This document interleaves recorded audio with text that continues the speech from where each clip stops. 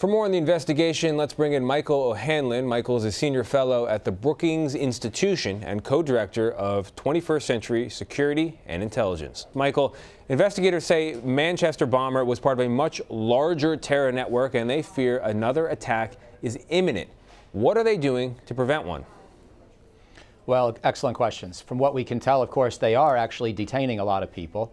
And I don't know exactly the rules on the British system, but as you're aware, different countries have different leeway when you're fearing an imminent attack from terrorism as to just how much evidence you need before you can essentially detain without arrest. And so that certainly seems to be an option that is being partially employed here. Obviously, people are trying to figure out where any kind of other bomb materials may be, starting with Abedi's house itself, and apparently they found some things. And then I guess what we don't know, and fortunately, if there is any information here, it hasn't leaked out, is what kinds of plans authorities may have become aware of, what kinds of pieces of paper they might have come across, what kinds of communications they might have intercepted among close associates of Abedi. I have no reason to know of any potential for an imminent attack, except that there just was one, and often these things come in rapid sequence, but there may be more concrete information as well that we're just not aware of in the public debate. Now, the Manchester concert attack was one of several to happen in Europe in recent memory. America has a better track record on this front. How do the security situations differ in Europe versus here in the States?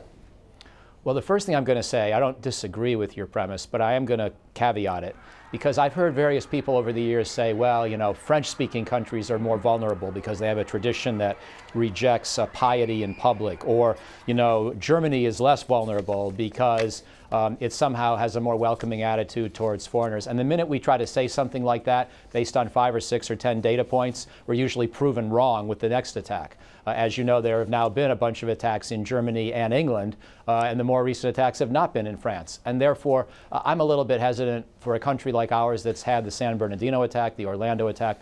I'm a little bit more hesitant to conclude that we are somehow you know, more protected. But I still think you're probably right at the margin. That's as strong as I want to be. We're further away from some of these battlefields, so we've had fewer people go to Libya, Syria, and Iraq and then come back.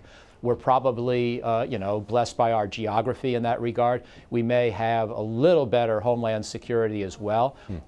And then, you know, the issue of when you detain people and when you just watch them is a tough one to get right. But if you're trying to watch a couple thousand people with only a couple thousand sets of eyeballs, you're not going to be able to be as effective. So I really think the sheer numbers of people who are in Europe, and probably especially continental Europe, but also Britain, is their #1 challenge. The number of people who could be coming back from a war zone or who could be radicalized. One last point, even though we have obviously substantial problems in our country in terms of race relations and other socio-economic you know, divergences or differences, we don't tend to have as hard of a problem with welcoming and you know, joining with Muslim foreigners who have come here either as visitors or as citizens. And it's to the credit of the Muslim populations in the United States. They really have integrated themselves beautifully. They really have done very well in this country, and we've been welcoming to them. This is not to disparage any other group,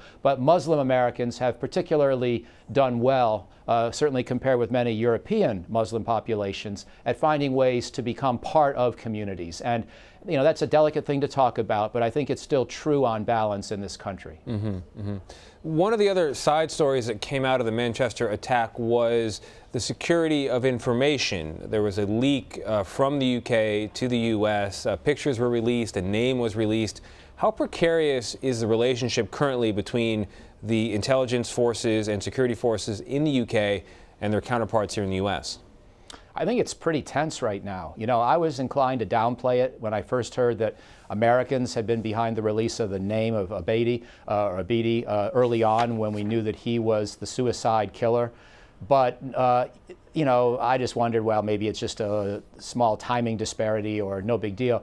But once we started seeing evidence put forth in photographic form that the British wanted to keep close to their chest, and somehow through American channels it became public in the New York Times, I think we crossed a line that was a pretty serious breach. And I'm fairly disappointed in whoever did that. You know, they already had fair warning from the debate over the name being released. And, you know, this is a British investigation. These are British victims who have been, obviously lost their lives or lost family members. And on top of that, it's Britain that could be hit again by the same cell in all likelihood if there's going to be another attack. So we've got to be extremely deferential in that kind of situation. I don't blame the Brits for being angry. Yeah, there's a security question. There's also a media question, whether there was a compelling public interest to publish not only the name but those pictures. But that's for another day. Michael Hanlon from the Brookings Institution. Michael, thank you for your insight. My pleasure. Thank you.